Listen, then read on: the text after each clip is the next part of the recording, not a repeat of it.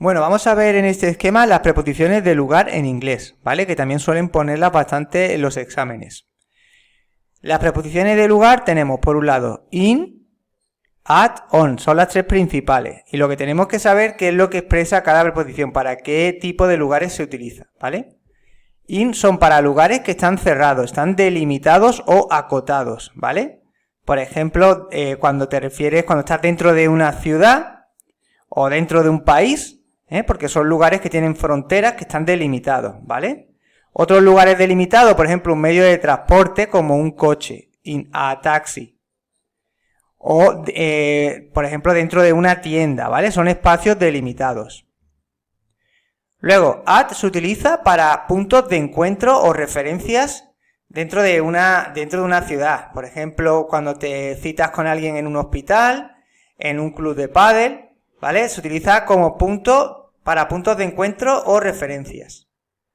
Luego también para cuando te refieres a eventos o acontecimientos, mi padre está en un concert, o en una fiesta, ¿vale? Todo lo que es para hacer referencia a eventos o conciertos, eventos o acontecimientos donde se está realizando una acción, ¿vale? Luego también puntos exactos de una localidad donde ocurre una acción, o también no tiene por qué ser una localidad, es un punto exacto donde se está ejecutando una acción. Por ejemplo, yo hice mi trabajo en mi despacho, at my desk. Es despacho, escritorio, y es donde se realiza, es el punto exacto concreto donde se realiza la acción, ¿vale? Están tocando en la puerta. ¿Dónde están tocando? ¿Dónde se está realizando la acción? En la puerta, at the door. O la están examinando en el doctor. ¿Dónde la están examinando? En el médico. At the doctor's es, digamos, la consulta del doctor. Es decir, es un punto concreto donde el sujeto está realizando una acción, ¿vale? Luego, on se utiliza para decir que un objeto está sobre una superficie, ¿vale? Sobre una superficie. Por ejemplo, las fotos, the pictures are on the wall, sobre la pared, ¿vale? Porque no está dentro de la pared, está sobre la superficie de la pared. O on the table, the books are on the table, los libros están sobre la mesa, ¿vale? Porque no están dentro de la mesa, sino que están sobre. Igual que en la playa, dice on the beach. Porque tú estás sobre la superficie de la playa, no estás dentro de la playa. Bueno, otras preposiciones de lugar a tener en cuenta son estas que tenéis aquí. Behind, que significa detrás de. Tenéis que tener mucho cuidado no poner una preposición al lado de behind, porque ya la palabra behind contiene la traducción, la preposición. No es behind of, ¿vale? Aquí sí, in front of, que es delante de, next to, al lado de, near, cerca de. Fijaros que near también tiene la preposición, no vayáis a poner near of. Between, para decir que estás entre dos cosas, imaginaros, el libro está entre la silla y la mesa, está posicionado entre dos cosas, la silla y la mesa. Cuando está posicionado entre más de dos cosas, utilizamos la preposición among. Cuando está colocado entre más de dos cosas, porque si son solo dos cosas, between. Y luego above, que es para decir que algo está encima de otra cosa, ¿vale? Encima de la mesa o encima del tejado, ¿vale? Above. Bueno, entonces, las preposiciones para referirnos a un lugar, las principales, in, ya sabéis que es espacio dentro de un espacio delimitado, acotado, dentro de una caja, dentro de una ciudad, una tienda. At es un punto de encuentro, o un lugar exacto donde se está ejecutando una acción. On es para referirnos a algo que está sobre la superficie de alguna cosa, como por ejemplo la superficie de la pared, de la mesa, ¿vale? Y luego tenemos estas de aquí, que también se utiliza y que hay que tener muchísimo cuidado con el tema de la preposición, porque algunas ya tienen la preposición incorporada en la traducción, ¿vale? Bueno, vamos a ver ahora las preposiciones de tiempo, ¿vale? Que son las tres mismas, in, at, on, pero se utiliza para, en este caso, referido siempre a tiempo. In tenemos estos cuatro casos principales, ¿vale? Para mencionar las partes del día, in the morning, in the evening, por ejemplo, excepto por la noche, ¿vale? Porque por la noche se dice at night, ¿vale? Aquí tenemos que utilizar at, que es la excepción. Luego, con los meses del año también tenemos que utilizar in, ¿vale? In February, in March, etcétera, ¿vale? Delante de los años, delante de las décadas y delante de los siglos, que como marcas temporales, siempre tenemos que colocar in. Luego también delante de las estaciones del año, in summer, in winter, autumn, ¿vale? Spring. Luego, at se utiliza sobre todo para las horas, delante de una hora concreta y delante de días festivos o acontecimientos importantes, para el país, sin que tenga la palabra day, ¿vale? Porque si tiene la palabra day, ya está concretando un día y ahí tenemos que poner on. Por ejemplo, el día de Año Nuevo sí se pone con la preposición on, ¿vale? Y luego on lo tenemos que poner delante de los días de la semana, delante de los eventos especiales, como he comentado, apareciendo la palabra day, un día concreto, ¿vale? De un evento especial o día festivo. Y luego delante de las fechas, súper importante las fechas, ¿vale? Cuando empezamos, por ejemplo, una carta y colocamos la fecha, tenemos que poner la preposición on. Bueno, pues esto serían las preposiciones de tiempo que tenéis que estudiar. Y por último, las preposiciones que tenemos que utilizar para desplazarnos en un medio de transporte son las siguientes.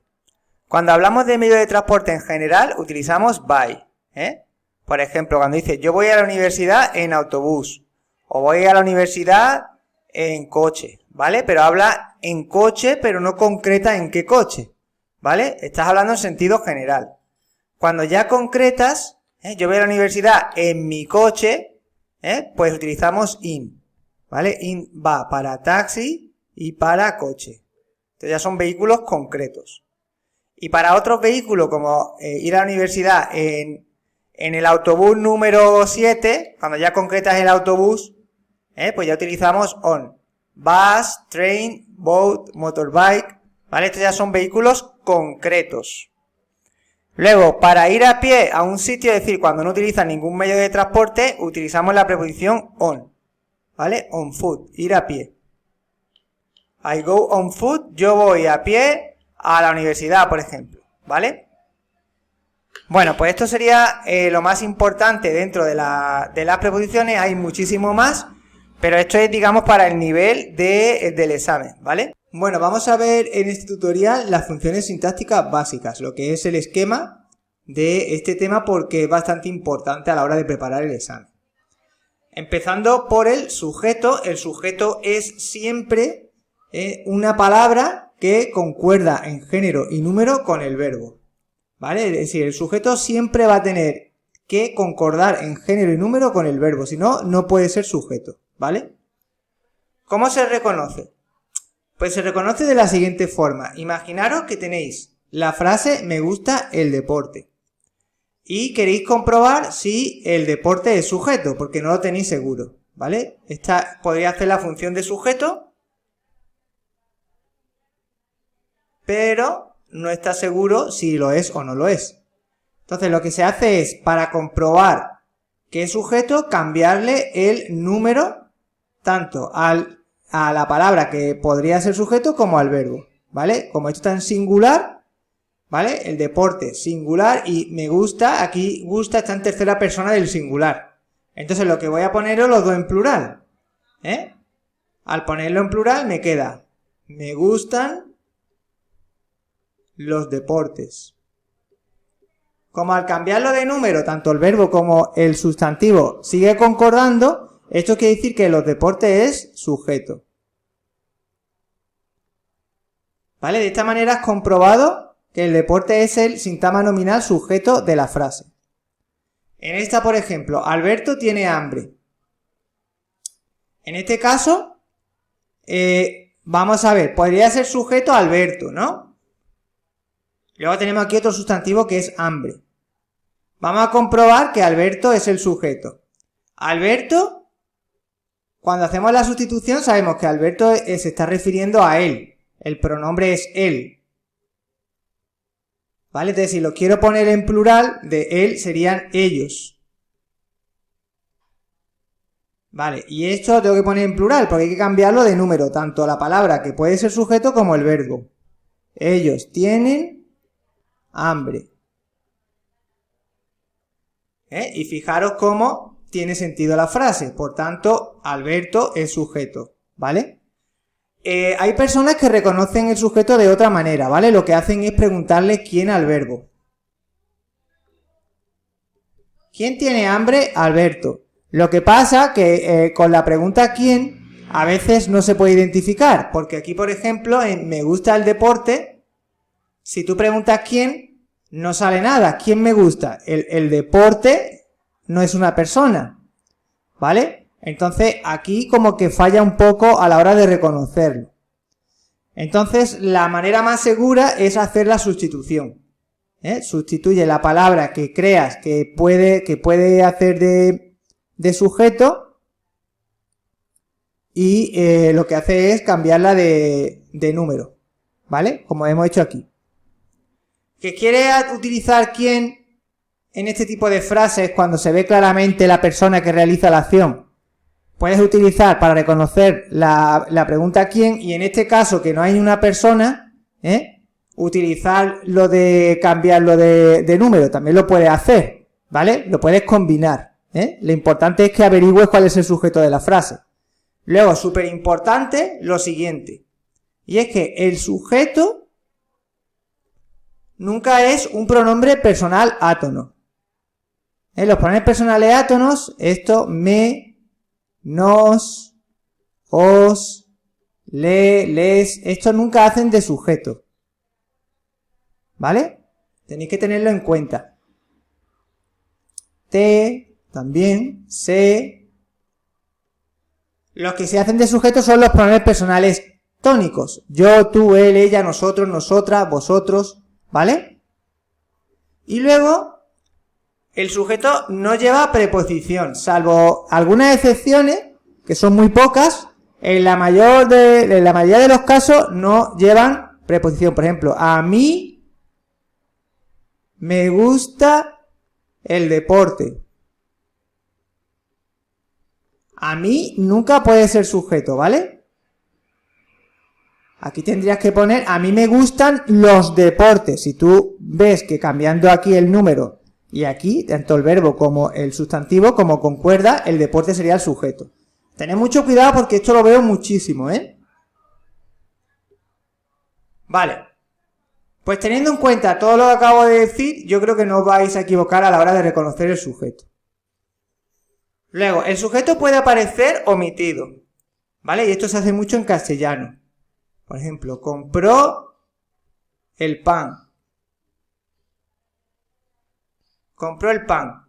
¿Quién compró el pan? Aquí, claro, aquí obviamente le tienes que preguntar ¿quién? ¿Quién compró el pan? Él. Sujeto omitido, él. Se pone entre paréntesis y así. Sujeto omitido, él.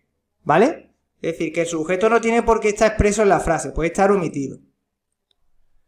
Luego, cuando no hay sujeto, estamos delante de una oración impersonal, que también puede ocurrir.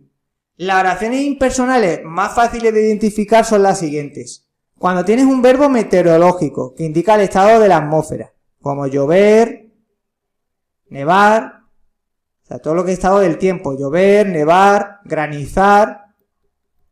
Estos verbos son impersonales. Luego, cuando el verbo haber es el verbo principal de la oración, no hay leche. En este caso es una oración impersonal, no tiene sujeto porque el verbo haber es el verbo principal. Y luego cuando utilizamos el pronombre se en oraciones donde generalizamos. En este caso se es lo que nos marca la impersonalidad. Por ejemplo, se vive bien en España. En esta frase, se viven en España, ¿Quién vive bien en España? Todo el mundo. Se generaliza. Se está generalizando, ¿vale? O se estudia cómodo en la biblioteca. Se duerme bien aquí. ¿Quién duerme bien aquí? Pues todo el mundo que vaya allí. Se generaliza, ¿vale? En este caso son oraciones impersonales, ¿vale? Y van siempre con el pronombre se, que es la marca de impersonalidad, ¿vale? Y ya de paso también podéis estudiar uno de los valores de se, que es la de marcar la impersonalidad de la frase, ¿vale? Bueno, pues esto sería el sujeto. Vamos con la siguiente función. Bueno, vamos ahora con el predicado. El predicado es todo aquello que nos informa sobre el sujeto, ¿vale? Y su núcleo o palabra más importante siempre será el verbo, ¿vale? El verbo ya sabéis que se refiere a la acción que realiza el sujeto o a un estado, ¿vale? Acción o estado. Luego, ¿cuáles son los tipos de predicado que hay? Pues hay dos, el predicado verbal y el predicado nominal. El predicado nominal es cuando el núcleo, es decir, su verbo, es un verbo copulativo. Un verbo copulativo, los principales son ser, estar y parecer, ¿vale? Y además debe aparecer al lado un atributo, ¿vale? Es decir, para que sea un predicado nominal tiene que tener tanto un verbo copulativo como un atributo. El atributo lo vamos a ver luego cuando sigamos con las funciones sintácticas básicas, porque es una de ellas, ¿vale? Y un verbo predicativo son todos aquellos verbos que no son copulativos, que son la mayoría, ¿vale? Bueno, pues entonces, ya sabemos que los verbos copulativos son verbos que expresan sobre todo estado, ¿vale? No expresan acción.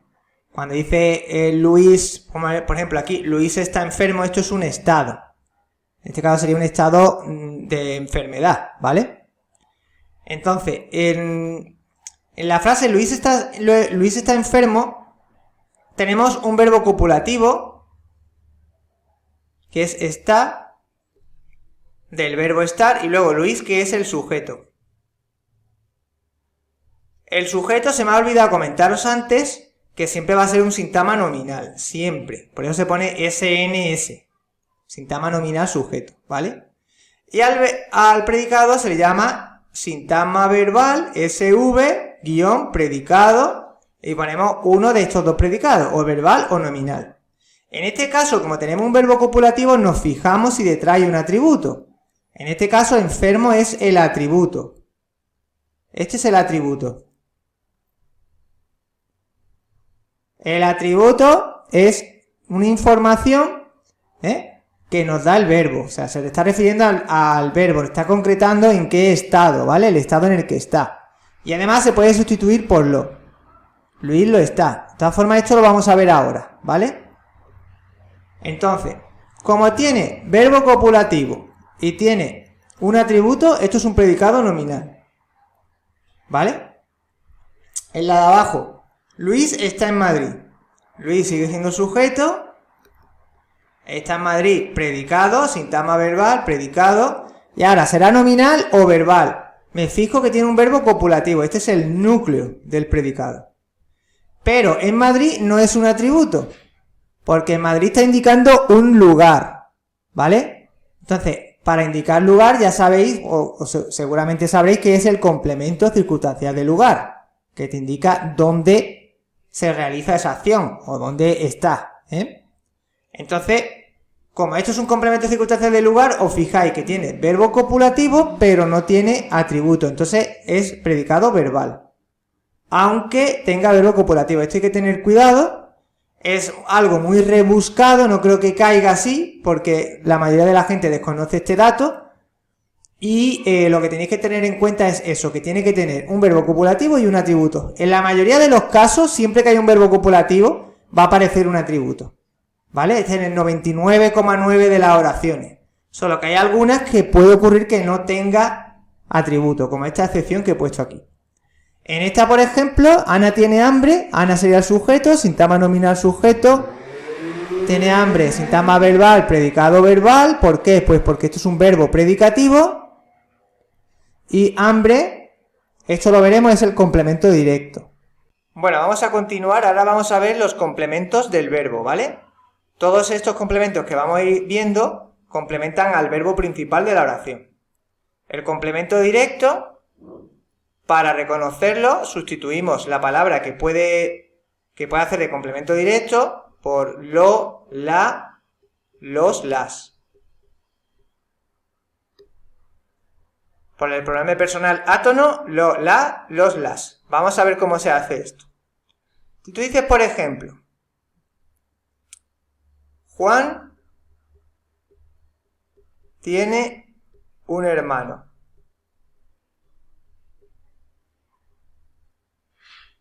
Juan tiene un hermano de Málaga.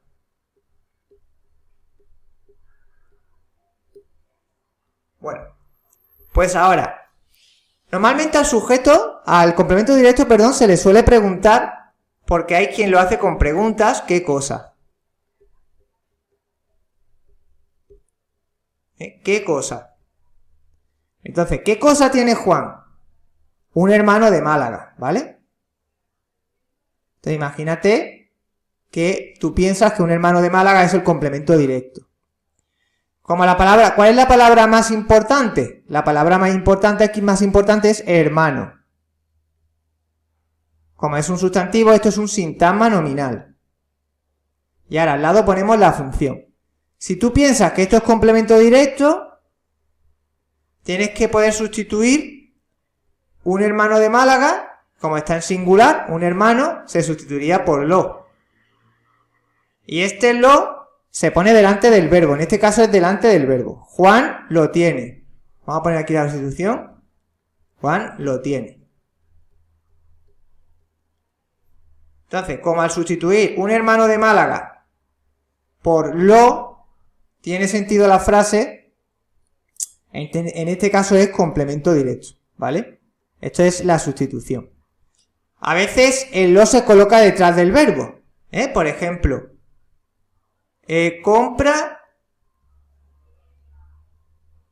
compra una bolsa. Te compra una bolsa. En este caso, una bolsa sería sintagma nominal, complemento directo. Para hacer la sustitución, cómprala. Esto es para dar una orden, cómprala. La, una bolsa como es femenino singular, cogeríamos la, cómprala. ¿Vale? A sustituirla, pues ya tenemos que concuerda con el verbo, tiene sentido. Por tanto, esto es complemento directo. Muchas veces el complemento directo ya nos lo dan sustituido. Si a ti te dice la frase pídela esta noche.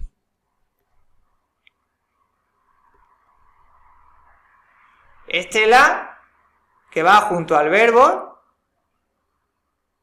esto es un complemento directo porque se está refiriendo a lo que tienes que pedir. Imaginaros que es la comida, pídela, ya te lo están dando sustituido. Por tanto, este pronombre personal átono ya hace de complemento directo. O sea, que te puede encontrar el pronombre ya en la frase sustituyendo al nombre, o te encuentras el nombre y tienes que sustituirlo tú por el pronombre para que sepas si es complemento directo o no. ¿Vale? Luego, voy a borrar esto.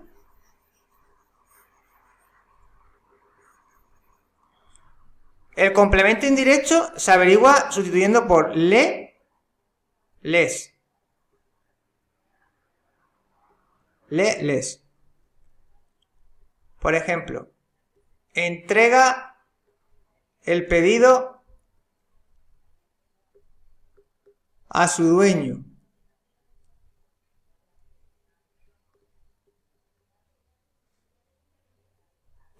Sujeto está omitido, entrega tú. Todo lo demás, el predicado, SV, PV, entrega es el núcleo. Y ahora, el pedido lo puedo sustituir, como es singular masculino, entrégalo. En este caso va detrás. Entrégalo. Y a su dueño, este sería complemento directo, sintagma nominal, complemento directo. Y a su dueño, pues sería entrégale. lo sustituye por le, porque entrégale el pedido. Lo está sustituyendo por le. Entrégale el pedido. Como tiene sentido cuando lo sustituye por le, a su dueño es sintagma preposicional, porque tiene esta preposición aquí. Empieza por preposición, complemento indirecto. Porque se puede sustituir por le. Entrégale el pedido. Y esto se puede sustituir por lo, entrégalo a su dueño. Pues eso sería directo. Y luego tenéis que tener mucho cuidado con esta típica frase donde la gente suele equivocar. Vi a Luis en el supermercado.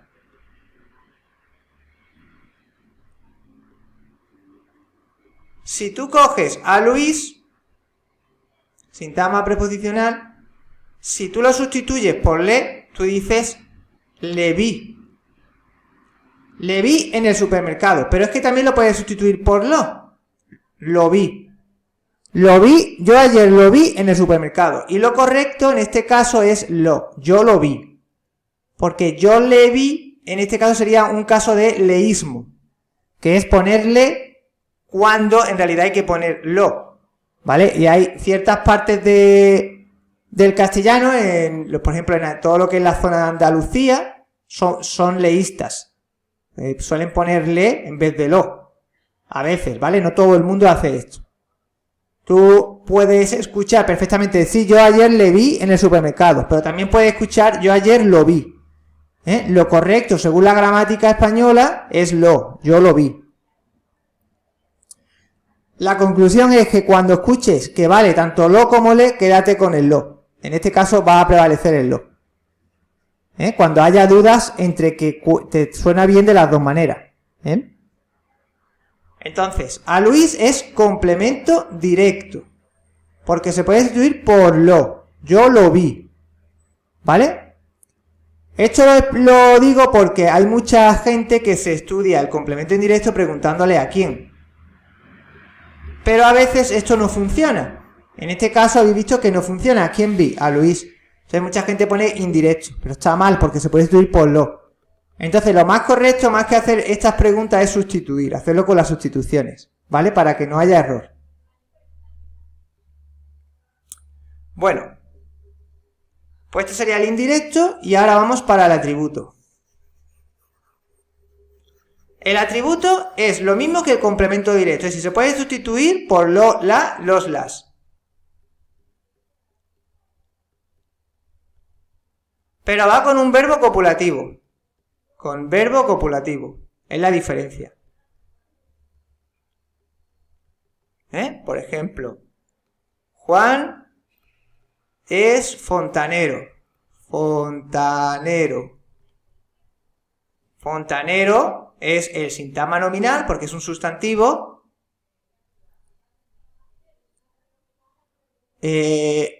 Atributo.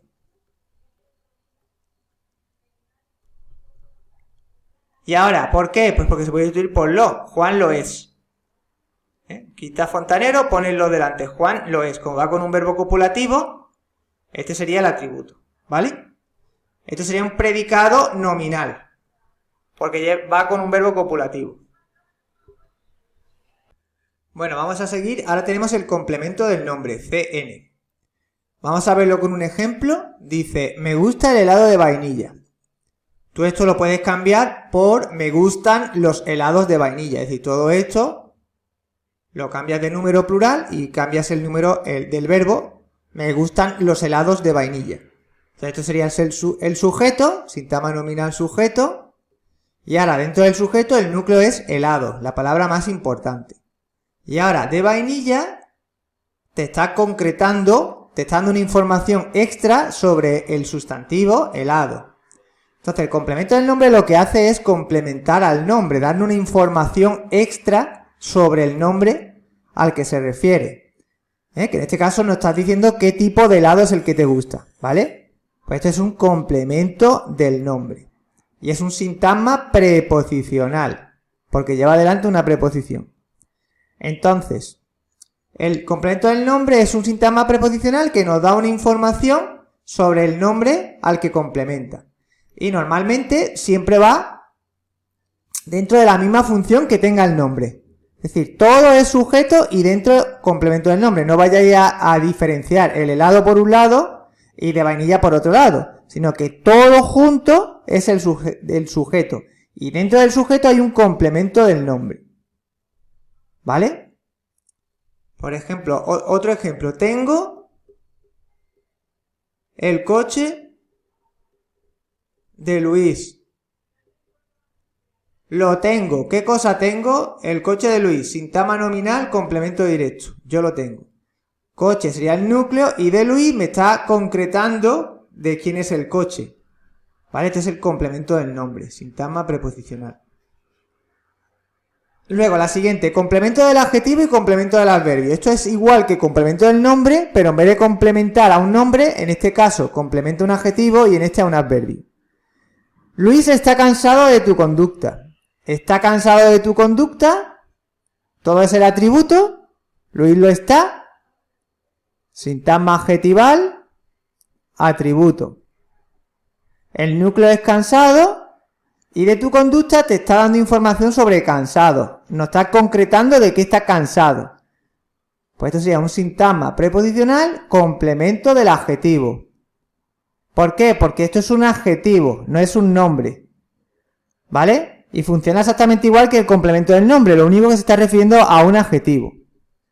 Y luego, el del adverbio es exactamente igual. Aquí, lejos de Málaga, esto es un sintagma adverbial, lejos es el núcleo, y de Málaga es el complemento del adverbio, porque se está refiriendo al adverbio lejos. ¿Lejos de qué? De Málaga. Sintagma preposicional, complemento del adverbio.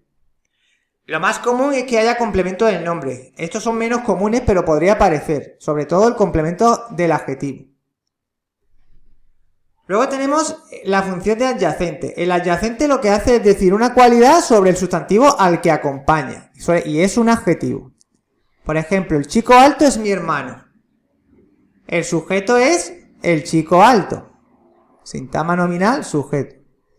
El núcleo es chico y alto, nos está dando una información sobre el sustantivo chico, pero está formado por un adjetivo, es decir, no es un sintagma preposicional con preposición más sustantivo, sino que es un adjetivo que se refiere al sustantivo, al que acompaña dándonos una información.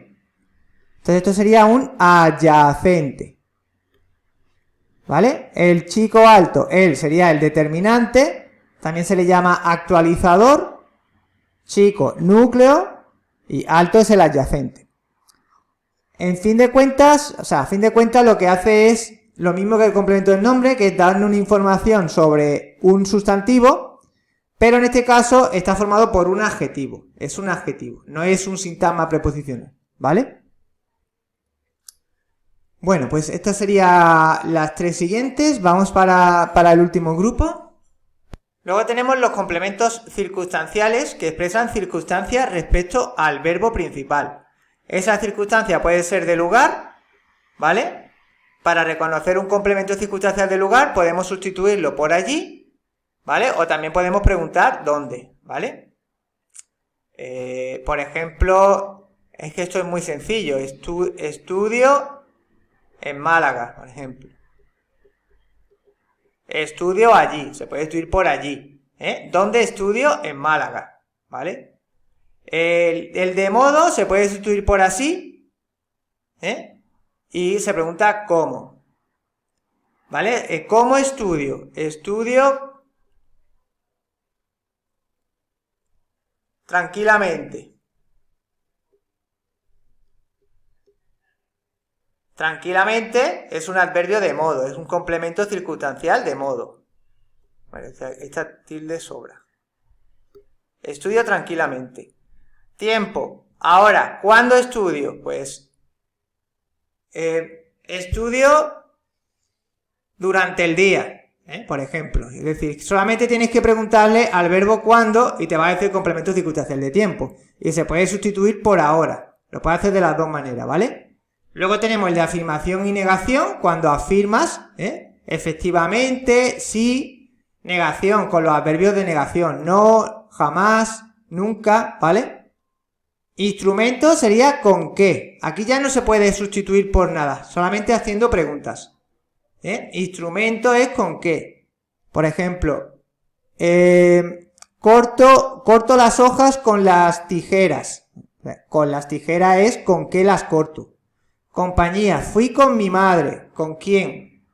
Finalidad, lo compré para tu cumpleaños. O sea, la finalidad con la que realizas la acción. Se le pregunta para qué.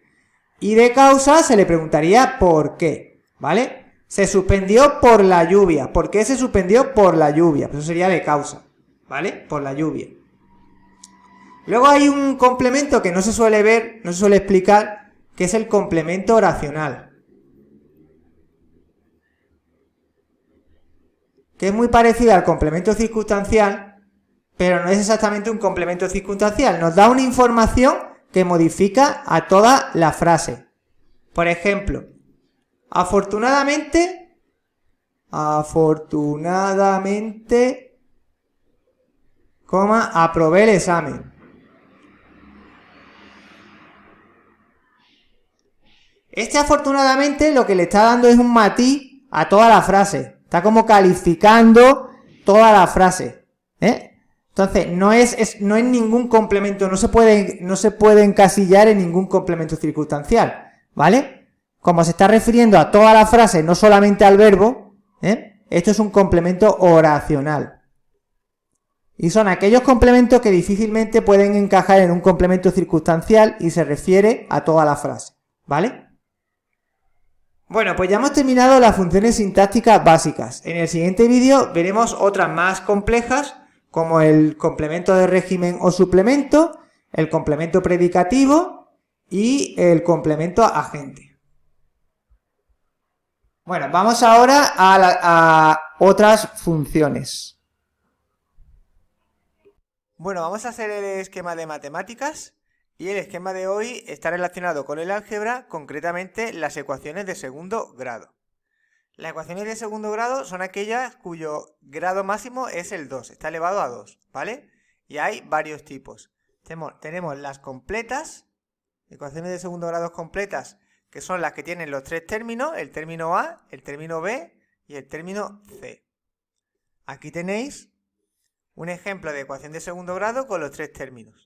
El elevado al cuadrado es el término A, el elevado a 1, la parte literal que es la X, elevado a 1 es el término B, y el término independiente, que es el que no tiene parte literal, sería el C, ¿vale? Por tanto, esto es una ecuación de segundo grado completa con los tres términos. Para resolverlo tenemos que aplicar, una de las formas para resolverlo es aplicar la fórmula general, que es esta que tenéis aquí. Es la que hay que memorizar, ¿vale? Menos b más menos raíz cuadrada de b al cuadrado menos 4 por a por c partido 2 por a. Bueno, vamos a resolver esto para que tengáis un modelo. La parte numérica, este es el coeficiente, ¿vale? Cuando no tiene número, por ejemplo aquí la x, la parte numérica, el coeficiente es 1, ¿vale? Cuando está la x sola. Entonces vamos a ir poniendo lo que es cada término su coeficiente. A es igual a 6, B es igual a menos 1, tened mucho cuidado con este signo, y C es igual a menos 5. Vale, y ahora voy sustituyendo la fórmula. Menos B, este menos se multiplica con este menos. Hay que tener cuidado, Menos por menos, más 1. Más menos, sigo por aquí, raíz cuadrada de B al cuadrado es menos 1, aquí tenemos que dejar el término tal cual. Menos 1 al cuadrado, menos 4 por a es 6, y c es menos 5. Partido 2 por a, 2 por 6. ¿Vale? A es igual a 6. Vale, vamos a continuar. Vale, más 1, más menos, raíz cuadrada. Ahora, esto es un exponente par con un número cuya base es negativa, entre paréntesis, pasa a positivo, ¿vale? Esto es una propiedad de la potencia, ¿vale? Fijaros que el exponente es par, este negativo pasa a positivo. ¿Por qué? Pues porque menos 1 por menos 1, esto es igual a menos por menos más, 1 por 1, 1. Es decir, que pasa a positivo siempre que el exponente sea par. Entonces sería 1. Y ahora aquí vamos a hacerlo en dos partes. Por un lado vamos a multiplicar los signos. Menos por más. El 6, como no tiene ningún signo, es positivo. Menos por más, menos. Por menos, más. Y me sale positivo. ¿Vale? Aquí os he solía equivocar bastante, ¿vale? A la hora de multiplicar los signos. Y luego, 6 por 4, 24. Por 5, 120. Partido 2 por 6, que es 12. Ahora sería 1 más menos raíz cuadrada de 121 partido 12. Esto es igual a 1 más menos la raíz de 121, que es 11 partido 12. Y ahora aquí salen dos resultados. Los voy a poner aquí. Por un lado sería 1 más 11. 1 más 11 partido 12. Y por otro lado 1 menos 11 partido 12. Esto da 12 partido 12, que es igual a 1. Y esto, 1 menos 11 sería menos 10 partido 12. Esto, como no da exacto, lo que podemos hacer es simplificarlo. Podemos dividir entre 2 el numerador y denominador. Menos 5 partido 6. Tiene que ser divisible por el mismo número, ¿vale? Cuando termina en 0 y par, pues se puede dividir entre 2. Entonces el resultado sería x1 es igual a 1 y x2 es igual a menos 5 partido 6. Las ecuaciones de segundo grado suelen tener dos resultados, ¿vale? Pero también podría tener solo un resultado cuando la raíz cuadrada da 0. Es decir, cuando aquí, si aquí te hubiese dado 0, como la raíz cuadrada de 0 es 0, luego aquí 1 más 0 y 1 menos 0 es el mismo resultado. Entonces aquí, en caso de que te dé una raíz cuadrada 0, el resultado será 1, solamente un resultado. Puede ser cualquier resultado, pero solamente habrá un único resultado, no dos.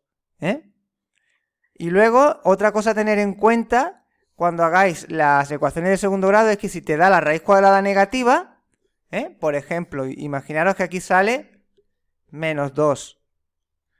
Imaginaros esto. Pues aquí tendríais que poner que no tiene solución, porque no existe la raíz cuadrada de un número negativo. No tiene solución. ¿Vale? Es decir, hemos visto los tres casos posibles. Uno que tenga dos soluciones, que es la mayoría de los casos. Otro que solamente tenga una solución cuando la raíz cuadrada sea 0. Y otro cuando no tenga solución, que es cuando la raíz cuadrada es un número negativo. ¿Vale? Esas son las distintas posibilidades que nos podemos encontrar cuando hagamos una ecuación de segundo grado. Vale, vamos a borrar aquí.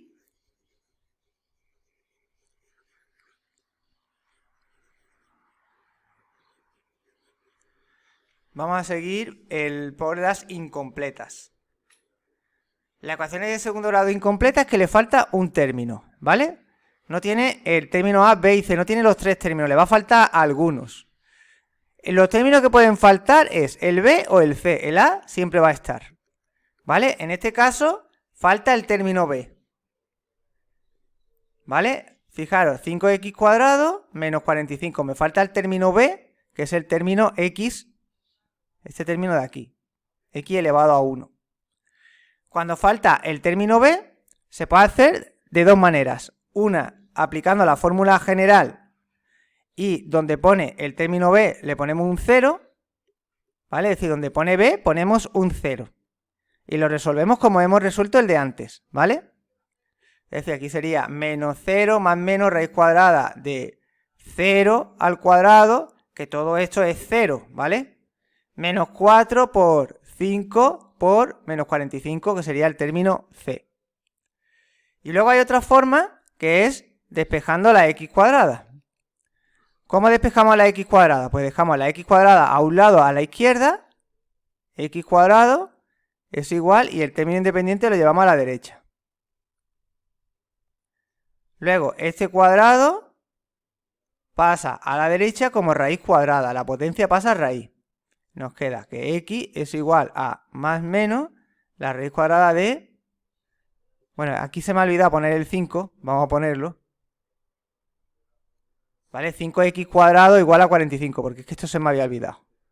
Entonces, teniendo aquí 5x cuadrado igual a 45, lo que hacemos es que hacia la derecha pasamos el exponente como raíz. Y el 5 pasa dividiendo, que está aquí multiplicando, pasa dividiendo. Entonces sería 45 partido 5. ¿Vale? Esto sale más menos la raíz cuadrada de 9, porque 45 entre 5 es 9, y esto es igual a más menos 3. Por tanto, tiene dos resultados, más 3 y menos 3, ¿vale?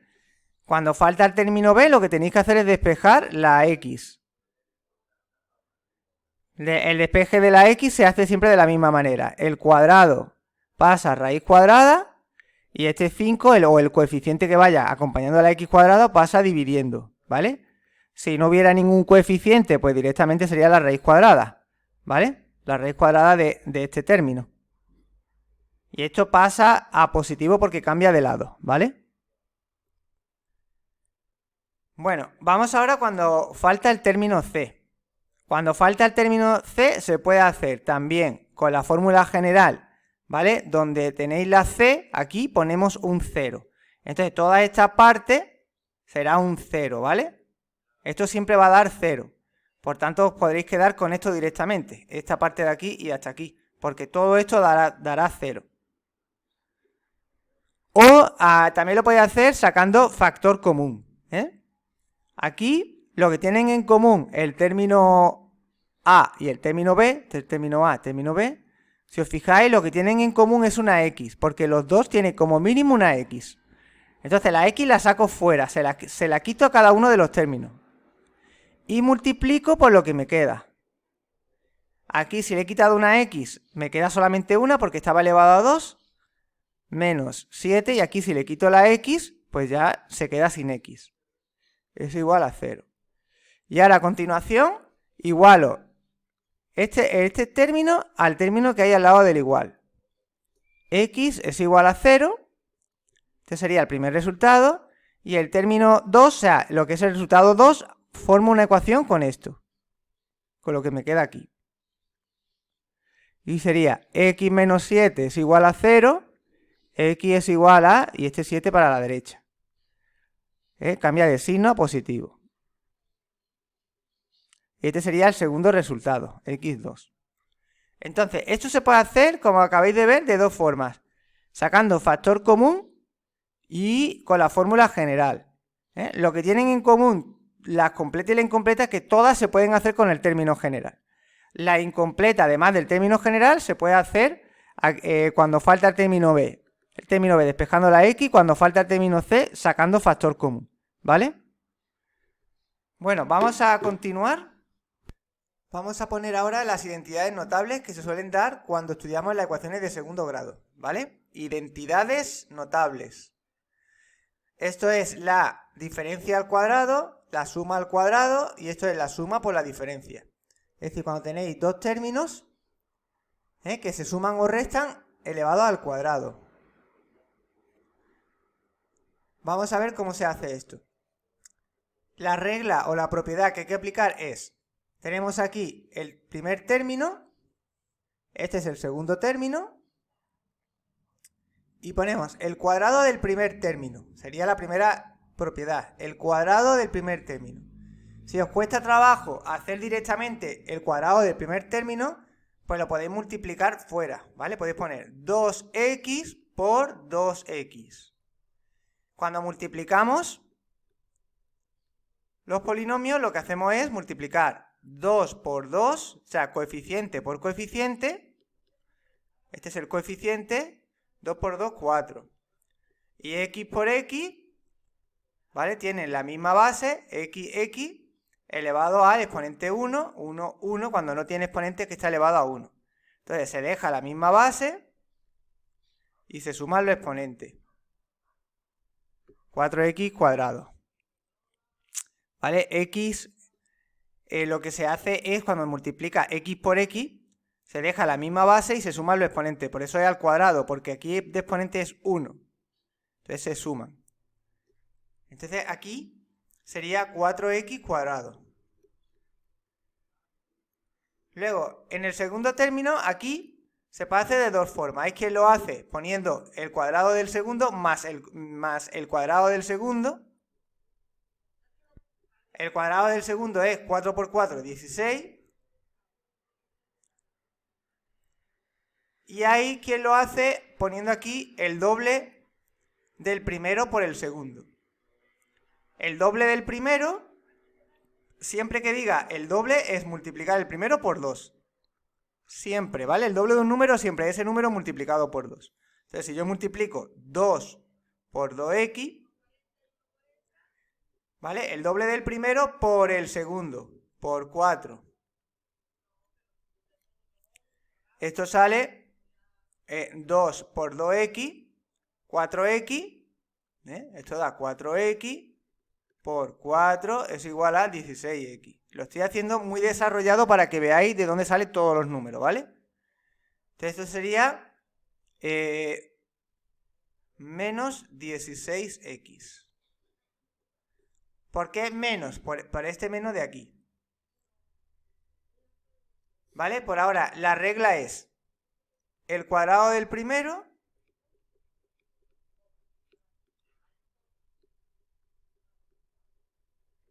luego aquí se puede hacer poniendo menos el doble del primero por el segundo,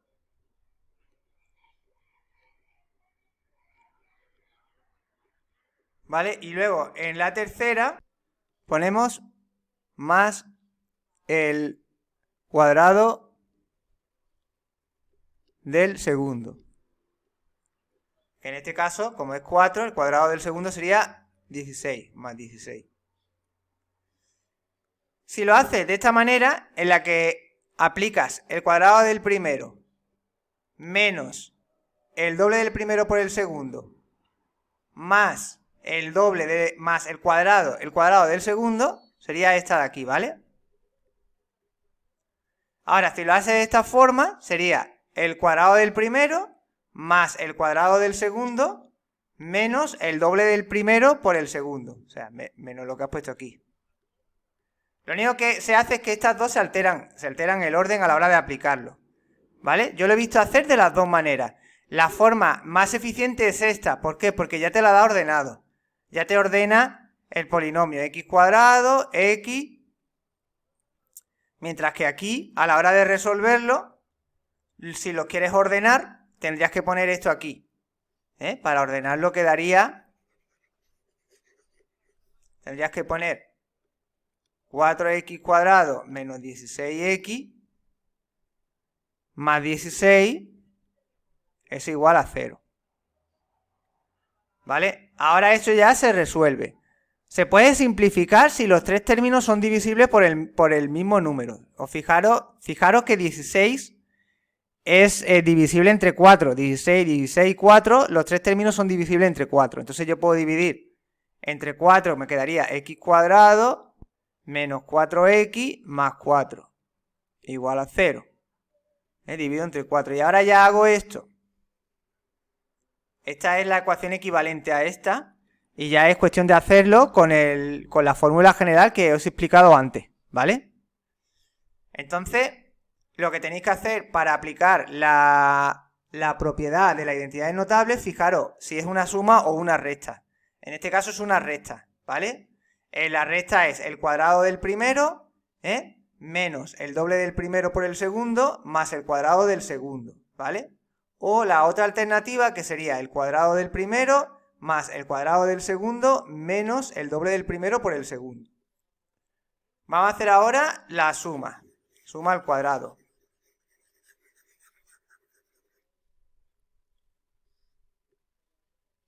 En la suma al cuadrado empieza igual que esta, el cuadrado del primero sería 4x cuadrado, o sea, 4x cuadrado, eso es.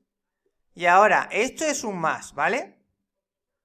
Entonces aquí cambia. Ahora sería, en vez de menos el doble del primero por el segundo, sería más el doble del primero por el segundo. 2, el doble del primero es 2 por 2x, 4x, por el segundo 16x. Y ahora más el doble, esto no cambia, más el cuadrado del segundo, 16. ¿Vale? Esto si lo hacéis de esta manera. Lo igualáis a 0 y ya lo resolvéis. Esto también se puede simplificar, ha dado lo mismo, ¿vale? Lo único que los signos son distintos, pero todo esto se puede dividir entre 4. Sería x cuadrado más 4x más 4. Igual a 0. Vale, y esto es la suma por la diferencia. La suma por la diferencia, que multiplicamos el primero por el primero y el segundo por el segundo. El resultado se le llama diferencia de cuadrado, es decir, x por x, x cuadrado, menos por más menos, 1 por 1, 1 al cuadrado. Es decir, el resultado va a dar el cuadrado del primero menos el cuadrado del segundo. ¿Vale? X cuadrado menos 1. Y ahora esto lo igualamos a 0 y ya hacemos la ecuación de segundo grado. Como es incompleta, pues se puede hacer de dos maneras, con la fórmula general o en este caso despejando la x. ¿Vale? Si despejo la x me quedaría que x es igual a más menos la raíz cuadrada de 1. Es igual a más menos 1. Entonces, estas son las principales identidades notables. La diferencia al cuadrado, la suma al cuadrado y la suma por la diferencia. Esto puede aparecer así o puede aparecer así. X más 1 por x menos 1. Siempre es el mismo número multiplicado con el signo contrario. ¿Vale? Es decir, si por ejemplo pone x más 2 por x menos 2. O sea, el mismo número que tienes aquí, pero cambiado de signo. El cuadrado del primero, x al cuadrado, menos el cuadrado del segundo. 2 por 2, 4. ¿Vale? Y ahora ya esto se resuelve como una ecuación de segundo grado incompleta. Bueno, las ecuaciones de segundo grado las podrían preguntar de distinta manera. Puede que la pregunte de manera directa haciendo una operación donde hay una ecuación de segundo grado y tenéis que resolverla. Y también podrían preguntarla formando parte de otro ejercicio. Es decir, por ejemplo, lo que son las funciones cuadráticas, cuando veamos las funciones